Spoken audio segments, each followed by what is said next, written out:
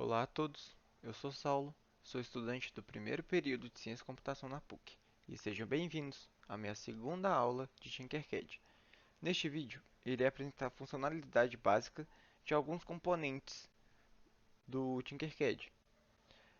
Eu apresentarei 4 componentes hoje para vocês. O primeiro será o resistor, depois será o LED, depois o protoboard ou placa de ensaio e por último o Arduino. Eu resolvi não apresentar o botão porque ele por enquanto não será interessante para nós para a nossa última aula, a quarta. Começando pelo resistor, o resistor ele é basicamente um componente que vai ficar entre dois componentes, então ele vai ser um componente intermediário. Normalmente é usado para evitar que um componente possa afetar negativamente outro componente, fazendo com que ele estrague.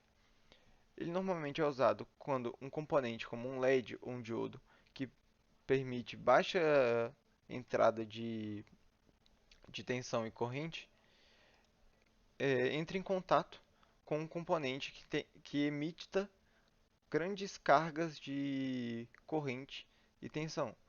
Lembrando que grande, eu quero dizer grande em comparação à necessidade do LED, não quer dizer que seja uma quantidade exorbitavelmente grande, como sei lá, 100 volts.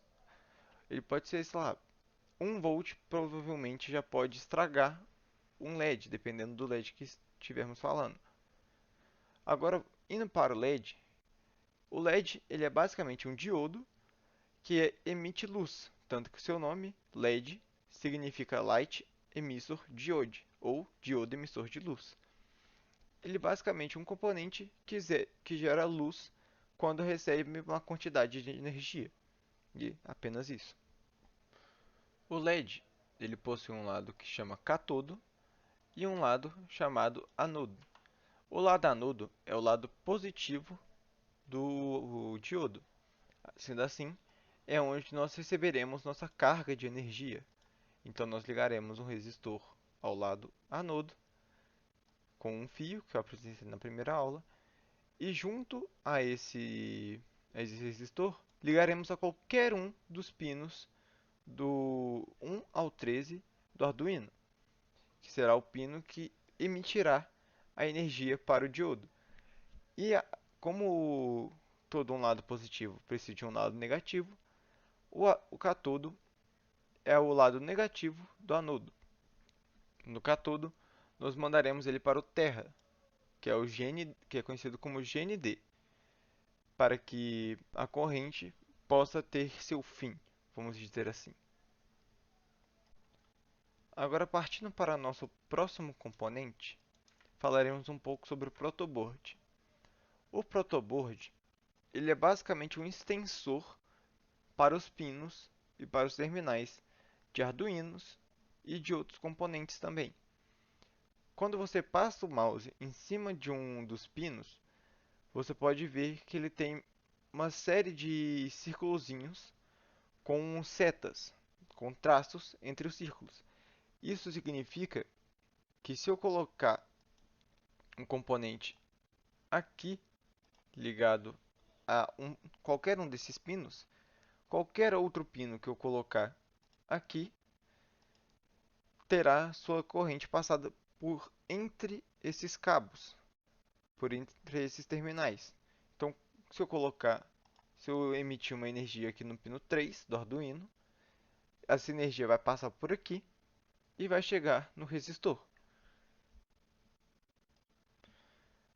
A parte exterior do protoboard funciona de forma independente da parte central ou parte interior. Quando os pinos estão selecionados com uma carga na parte exterior, eles recebem energia igualmente horizontalmente, ou seja, se um pino receber energia aqui, todo esse fluxo aqui horizontal de pinos receberá a mesma energia.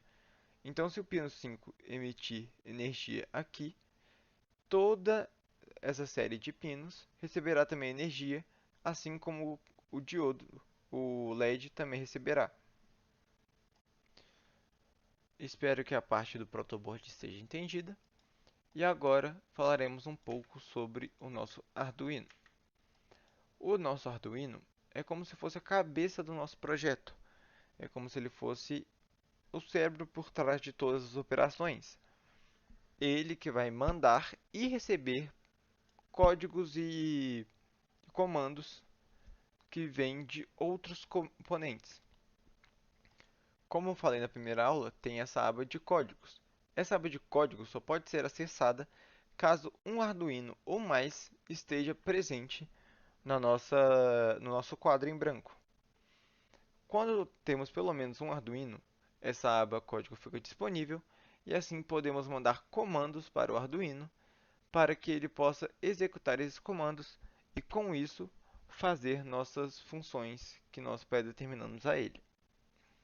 Com o Arduino presente, nós temos alguns pinos que podemos utilizar. Os principais pinos e os mais conhecidos são o pino 5 volts, que é esse daqui, o pino de 3,3 volts, o- os pinos de GND e os pinos digitais. Os pinos digitais são pinos que podem receber e enviar operações e comandos, podendo deixar um componente recebendo ou não energia, ou um componente recebendo, enviando ou não energia. O GND, ele automaticamente recebe zero de, de emissão de energia.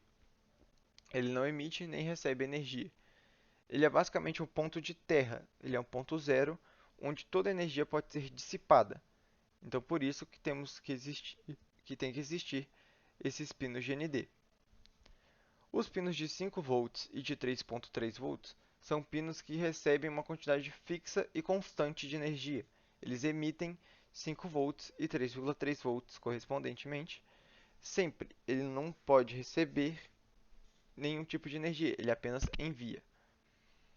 Acredito que por hoje, que por essa aula é só. Espero que esteja tudo claro. E na nossa próxima aula ensinarei os fundamentos básicos de programação em blocos no Tinkercad.